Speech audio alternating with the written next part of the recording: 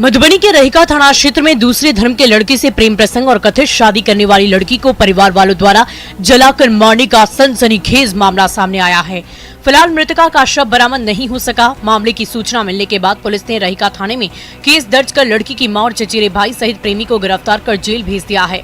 वहीं मृतका के शव की तलाश में पुलिस की टीम डॉग स्क्वाड के साथ पूरे इलाके की छानबीन में जुटी है। बताया जा रहा है कि युवक युवती के बीच करीब 1.5 सालों से प्रेम प्रसंग चल रहा था। इसी बीच दोनों ने शादी के बंधन में बंधने का निर्णय लिया और बिना किसी को बताए घर से भाग निकले। कुछ दिन बाद युवक अपनी प्रेमिका के साथ अपने घर लौट आया, जिसके बाद युवक के घर वालों ने युवती के परिजनों को सूचना दी और युवती के परिजन उसे लेकर घर आ गए। मिली जानकारी के अनुसार घर लौटने के बाद लड़की के परिजनों ने उसकी हत्या कर दी। युवक युवती के अलग अलग धर्म से होने के कारण इस घटनाक्रम को लेकर इलाके में तनावपूर्ण स्थिति बनी हुई है।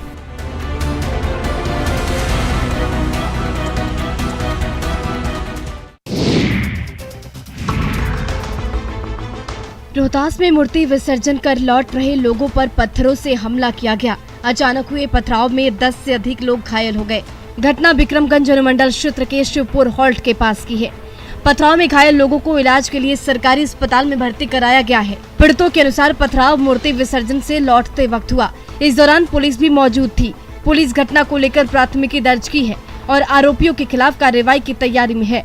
घटना के बारे में बताया जाता है कि शिवपुर गांव से मूर्ति विसर्जन करने के लिए कुछ लोग टेढ़की पुल पहुंच गए थे। जब लोग लौट रहे थे उसी दौरान शिवपुर हॉल्ट के पास कुछ लोगों ने पथराव शुरू कर दिया।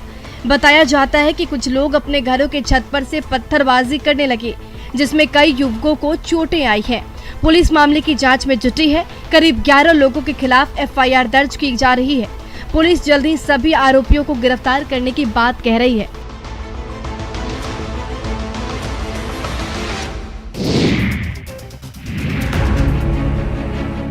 दुमका में अंकिता के बाद अब मारुति की मौत से लोगों में गुस्सा दिख रहा है। नाराज महिलाओं ने सड़क पर उतरकर प्रदर्शन किया। साथ ही आरोपी को कड़ी सजा दिलाने के लिए महिलाओं की सुरक्षा के लिए कड़ा कानून बनाने की मांग भी की। हालांकि पुलिस ने आरोपी राजेश राउत को गिरफ्तार कर लिया है, लेकिन लोगों का गुस्सा कम होने का नाम नहीं ले रहा। इधर घटना के बाद विपक्षी दल BJP हमलावर दिख रही है।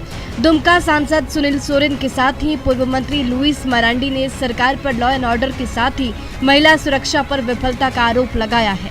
वहीं कृषि मंत्री ने सरकार का बचाव करते हुए ऐसी घटनाओं को रोकने के लिए सामाजिक जागरूकता पर जोर दिया है। साथ ही कहा है कि आए दिन दुमका में घटनाएं घट रही है, जिस पर लगाम लगाना जरूरी है। अपराधियों को कड़ी सजा दी जाए ताकि महिलाओं पर होते अपराध कम हो सके। वहीं इस तरह के मामले पर कड़ा कानून बनाना होगा, लेकिन सरकार को कोई मतलब नहीं है।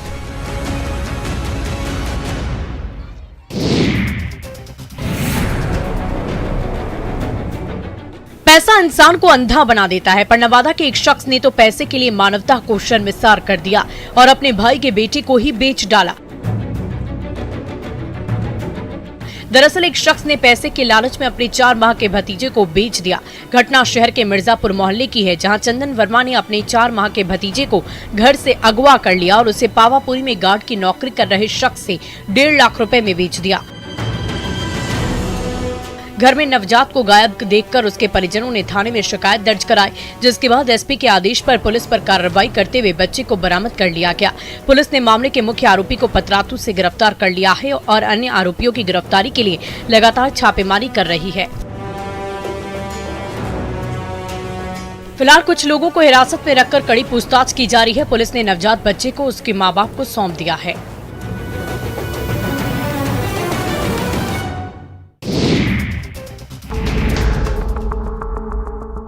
एक बार फिर बिहार में दूध के दाम में बढ़ोतरी की घोषणा की गई है। कोमफेड ने सुधा दूध में 2 से 3 रुपए प्रति लीटर का इजाफा करने की घोषणा की है। बढ़े हुए दाम 11 अक्टूबर से प्रभावी होंगे। वहीं दूध के दाम बढ़ने के बाद लोगों की मुश्किलें बढ़ती दिखाई दे रही है। दाम बढ़ने की जानकारी मिलने के बाद लोग नाराज हैं। सुधा डेयरी ने दूध की कीमतों में इजाफा करने का फैसला लिया है। 11 अक्टूबर से सुधा दूध की कीमतों में 3 रुपए तक की वृद्धि देखने को मिलेगी। सुधा गोल्ड दूध का 1 लीटर का पैकेट अब 56 की जगह 59 रुपए में मिलेगा। सुधा शक्ति 2 रुपए लीटर महंगा हो गया है, जबकि सुधा गाय का दूध 2 रुपए प्रति लीटर महंगा हुआ है। पटना डेयरी प्रोजेक्ट ने सुधा दूध के अलग अलग वैरायटी की रेट लिस्ट भी जारी कर दी है। रोजमर्रा की चीज में शामिल दूध के दाम बढ़ने से घर के बजट पर भी असर पड़ना तय है। जानकारी के मुताबिक बिहार में दूध की कुल खपत में सुधा दूध की हिस्सेदारी 60% है। ऐसे में इस महंगाई का चौतरफा असर पड़ेगा।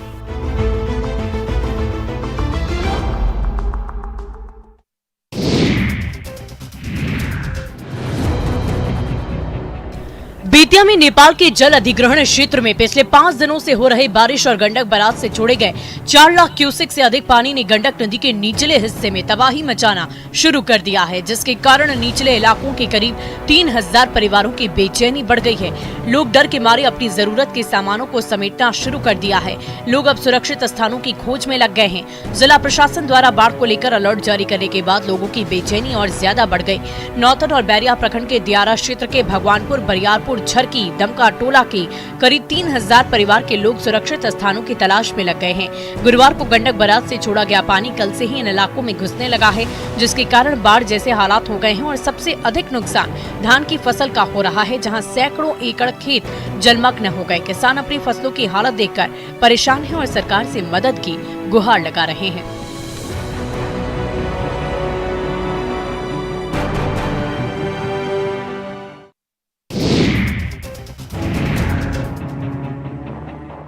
वाल्मीकि नगर बराज से 3 लाख क्यूसेक पानी के गंडक नदी में डिस्चार्ज किए जाने के बाद गोपालगंज की परेशानियां बढ़ गई हैं। गोपालगंज में गंडक नदी का पानी नए इलाकों में तेजी से फैल रहा है।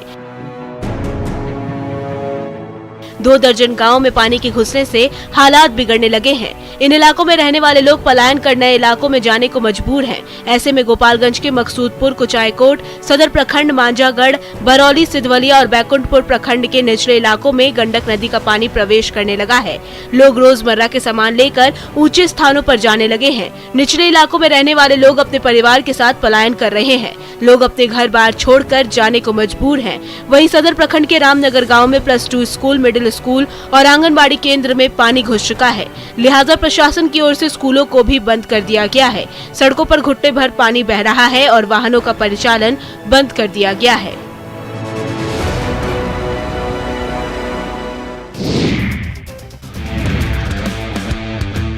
गुजरात में चल रहे 36वें नेशनल गेम्स में तीरंदाजी में झारखंड को गोल्ड दिलाने वाले गोल्डी मिश्रा झारखंड लौट आए हैं।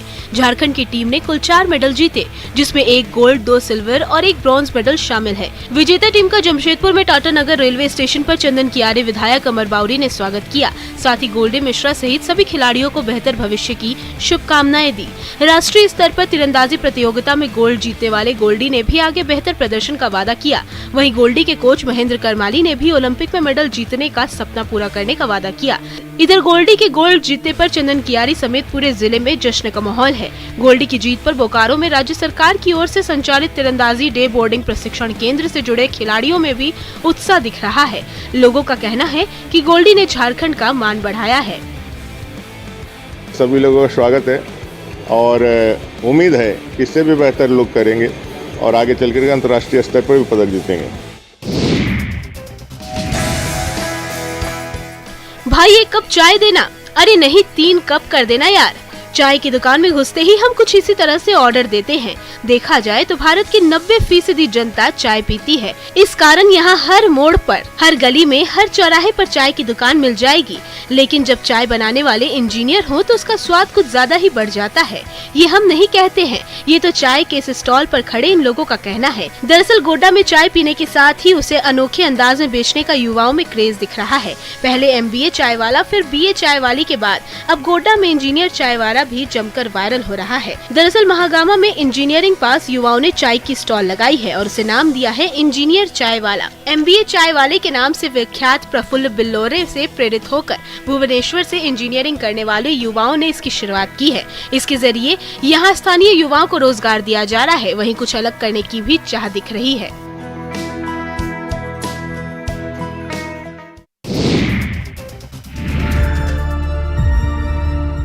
इन प्राचीन अवशेषों को देखिए, जहां कभी बहुत बड़ा और भव्य औषधालय हुआ करता था, जहां बड़े बड़े राजाओं का इलाज होता था। ये अवशेष ही अस्पताल के स्वर्णिम इतिहास की गवाही दे रहे हैं। इस प्राचीन काल औषधालय जहां कभी भगवान बुद्ध और राजा बिम्बिसार का इलाज हुआ करता था। बता दें कि नालंदा जिले के अंतर्राष्ट्रीय पर्यटन स्थल राजगीर में जीवक आम्रवन विहार के अवशेष आज भी मौजूद हैं, जो कि 5वीं शताब्दी में निर्माण कराया गया। बताया जा रहा है कि जब उनके चचेरे भाई देवदत्त ने भगवान बुद्ध पर हमला किया, तब इसी अस्पताल में भगवान बुद्ध को इलाज के लिए लाया गया था, जहां विश्व प्रसिद्ध औषधि डॉक्टर जीवक का इलाज किया गया। इधर जीवक आम्रवन विहार में लोगों की भीड़ लगी रहती है। दूर दूर से लोग यहाँ इसे देखने आते हैं। ऐसे में जिला प्रशासन को और विभाग को इन अवशेषों को सहेजने की जरूरत है, ताकि आने वाली पीढ़ी भी अपने स्वर्णिम इतिहास को देख सके।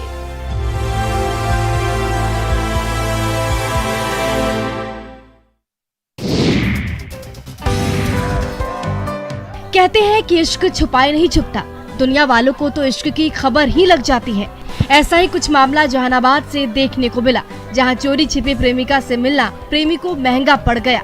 गांव वालों ने चोरी छिपे मिलने वाले प्रेमी जोड़े को पकड़ लिया और दोनों की शादी करा दी। हाथों में हाथ लिए इस प्रेमी जोड़े को देखिए, जो मंदिर में साधारण रीति रिवाज से शादी कर रहे हैं। प्रेमी ने गाँव वालों के सामने प्रेमिका की मांग में सिंदूर डालकर उसे 7 जन्मों के लिए अपना बना लिया। दरअसल ये मामला हुलासगंज प्रखंड के सुकियावा गांव का है। लोगों के मुताबिक युवक गया जिले के मानपुर का रहने वाला है और दोनों प्रेमी फोन पर और सोशल साइट्स के जरिए करीब आए। शुक्रवार को जब प्रेमी मिलने पहुंचा तो गांव वालों ने प्रेमी को प्रेमिका के साथ धर दबोचा। गांव घर के लोग जुट गए और फिर ग्रामीणों ने ये फैसला लिया कि दोनों की शादी करा दी जाए। फिर क्या था, चट मंगनी और पट ब्याह की तर्ज पर गाँव के ही मंदिर में शादी की रस्में पूरी कर दी गयी।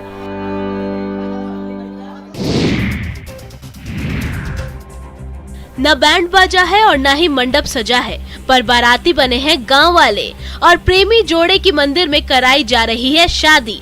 विवाह के बंधन में बंधते इस जोड़े को देखिए, जो मंदिर में एक दूसरे से शादी कर रहे हैं। ये पूरा मामला पूर्वी चंपारण के हरसिद्धि थाना के मानिकपुर सरैया गांव का है, जहां छपरा निवासी अभिषेक कुमार अपनी प्रेमिका रीता से मिलने पहुंचा था।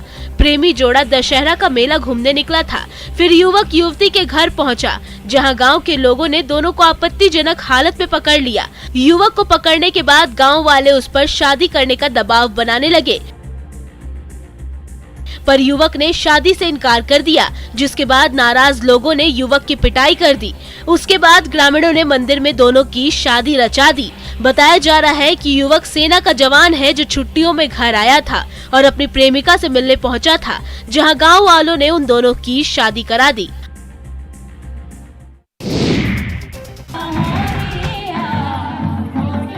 हिमाचल प्रदेश के कुल्लू में इन दिनों अंतर्राष्ट्रीय दशहरे की धूम मची हुई है। दशहरा उत्सव को आकर्षक बनाने के लिए कई तरह के कार्यक्रमों का आयोजन भी किया जा रहा है। इसी कड़ी में शुक्रवार को अंतर्राष्ट्रीय कुल्लू दशहरा उत्सव के तीसरे दिन ढालपुर के रथ मैदान में महानाटी का आयोजन किया गया, जिसमें 8000 महिलाओं ने कुल्लवी परिधानों में इस कार्यक्रम में भाग लिया। कार्यक्रम में शिक्षा मंत्री गोविंद ठाकुर मुख्य अतिथि के रूप में शामिल हुए और उन्होंने भी महिलाओं के साथ नाटी डाली। रथ मैदान में महिलाएं कुल्लवी पट्टू और धाटू पहनकर नजर आई थी और कुल्लवी वाद्य यंत्रों की थाप पर महिलाओं ने खूब नाटी डाली। दरअसल नाटी हिमाचल प्रदेश का पारंपरिक नृत्य है और हर छोटे बड़े त्योहार पर लोग नाटी जरूर डालते हैं। कुल्लू में दशहरा महोत्सव के अंतिम दिन हजारों लोग शामिल हुए, सभी पारंपरिक ड्रेस में नजर आए। अंतर्राष्ट्रीय दशहरा उत्सव के तीसरे दिन ढालपुर के रथ मैदान में 8000 महिलाओं ने पारंपरिक परिधान में सजकर डांस किया। इस दौरान इन महिलाओं की ओर से लोगों को 100% मतदान करने, नशा मुक्ति और बेटी बचाओ बेटी पढ़ाओ का संदेश दिया गया।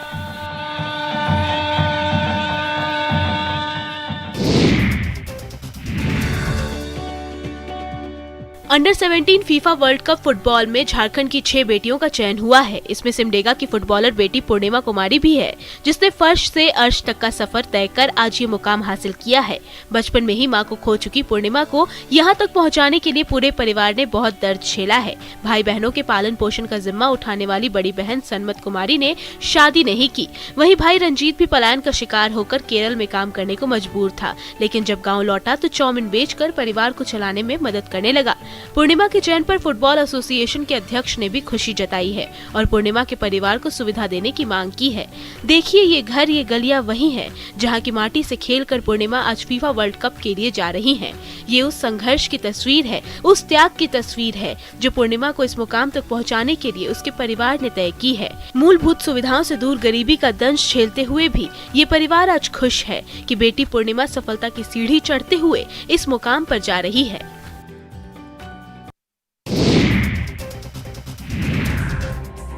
रामगढ़ के बसंतपुर वाशरी के कैंटीन के पास खड़ी एक बाइक में अचानक आग लग गई। आग लगने के कारण मौके पर अफरा तफरी मच गई और देखते ही देखते बाइक जलकर खाक हो गई। बताया गया कि सीसीएल कर्मी प्रकाश कुमार चौबे की बाइक खराब हो गई थी। मिस्त्री उसे ठीक कर रहा था, तभी स्पार्क प्लग को पेट्रोल से साफ कर जैसे ही बाइक को स्टार्ट किया गया वैसे ही बाइक में आग लग गई और देखते ही देखते बाइक जलकर खाक हो गई। देख सकते हैं कि सड़क किनारे कैसे बाइक धू-धू कर जल रही है। इस घटना के बाद आसपास अफरा तफरी मच गई। बाजार में बाइक में लगी आग देखकर हड़कंप मच गया, लोग भागने लगे। वहीं कुछ स्थानीय लोगों ने आग बुझाने की कोशिश भी की, लेकिन ये कोशिश नाकाम रही और आग में जलकर बाइक स्वाहा हो गई है। गनीमत ये रही कि एक बाइक में लगी आग दूसरी बाइक में नहीं फैली, जिससे किसी और बाइक को नुकसान नहीं पहुंचा। हालांकि इस आगलगी में बाइक पूरी तरह जल गई।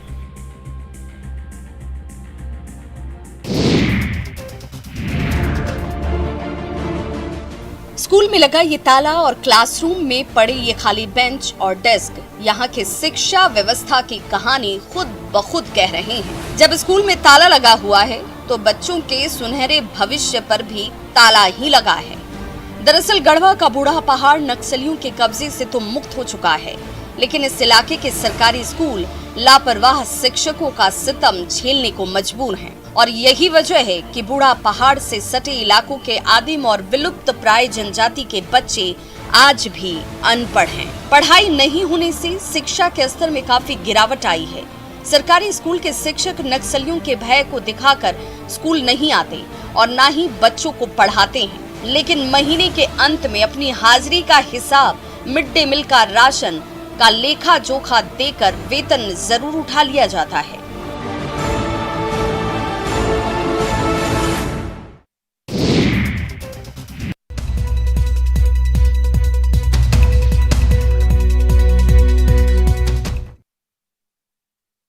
नहीं आई है। दरअसल सिविल कोर्ट के पास कई दिनों से पेड़ के संपर्क में बिजली का तार आ रहा था, जिसके कारण बिजली प्रवाहित तार से पेड़ में आग लग गई। घंटों जलने के बाद जमीन पर पेड़ नीचे गिर गया। पेड़ कार पर जा गिरा था, लेकिन कार सवार लोग बाल बाल बच गए। देखिए कैसे हरे भरे पेड़ में आग लग गई है और धुआं भी निकल रहा है। सिविल लाइन थाना क्षेत्र के दुर्गाबाड़ी रोड से 11,000 की बिजली का तार क्रॉस करता है। ये तार पेड़ों के बीच से होकर निकलता है, जिससे शॉर्ट सर्किट की संभावना बनी रहती है। फिलहाल बिजली विभाग की टीम ने घटनास्थल पर पहुंचकर पेड़ को हटा दिया, जिसके बाद वापस से इलाके में बिजली आ गई है। सिमडेगा में गजराज का उत्पात रुकने का नाम ही नहीं ले रहा। जंगली हाथियों ने एक बार फिर कहर बरपाया है। हाथियों ने 2 घरों को ध्वस्त कर दिया, वहीं सरकारी स्कूल में रखे अनाज को चट कर गए। सिमडेगा सदर प्रखंड के भंवरपानी की ये पूरी घटना है, जहां जंगली हाथियों ने गांव में धावा बोला था। हाथियों ने घूरन प्रधान और प्रकाश बाड़ला के घरों को तोड़कर उसमें रखा अनाज खा लिया। इसके बाद भंवरपानी स्कूल की खिड़की तोड़कर वहां रखे मिड डे मील के चावल भी चट कर गए। घटना की जानकारी मिलने पर वन विभाग की टीम मौके पर पहुंची और नुकसान का जायजा लिया।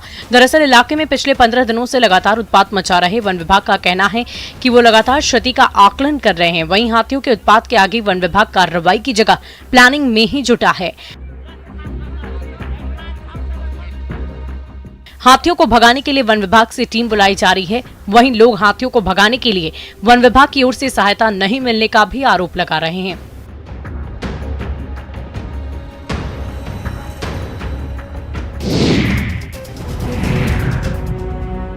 केंद्र और झारखंड सरकार की ओर से भले ही हर घर नल का जल की सुविधा उपलब्ध कराए जाने के दावे किए जा रहे हों, लेकिन ये दावे हवाई ही साबित हो रहे हैं। बात पाकुड़ के लिट्टीपाड़ा प्रखंड की करें तो यहाँ बड़ा चटकम के सरकारी स्कूल में पढ़ने वाले बच्चों को शुद्ध पेयजल की सुविधा नहीं मिल रही है। ऐसे में उत्क्रमित मध्य विद्यालय के बच्चे आज भी झरना का पानी पीने को विवश हैं। सबसे अधिक परेशानी बच्चों के लिए मिड डे मील बनाने में होती है, जहां 2 किलोमीटर दूर से रसोइयों को पानी लाना पड़ता है। शिक्षक बताते हैं कि उन्होंने कई बार मुखिया से लेकर अधिकारियों तक से शिकायत की, लेकिन उनकी समस्या के समाधान की कोई पहल नहीं हो सकी। लोगों का कहना है कि इन लोगों का हाल पूछने ना तो स्थानीय जनप्रतिनिधि आते हैं और ना ही सरकारी अधिकारी ही आते हैं। दूषित पानी पीने से बच्चे कई बार बीमार पड़ चुके हैं, फिर भी स्कूल में पानी की व्यवस्था नहीं की जाती है।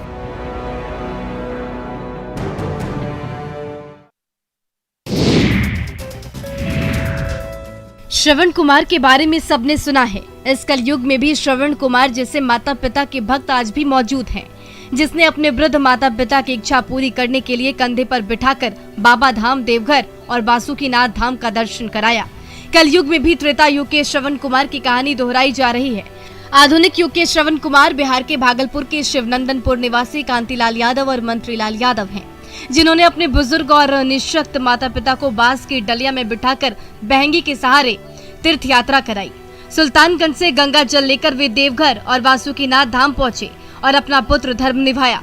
दरअसल शिवनंदनपुर निवासी 28 वर्षीय सुमित यादव और उनकी पत्नी 80 वर्षीय सुमित्रा देवी ने अपने पुत्रों के समक्ष वैजनाथ धाम और बासुकीनाथ धाम में जल अर्पण करने की इच्छा जाहिर की।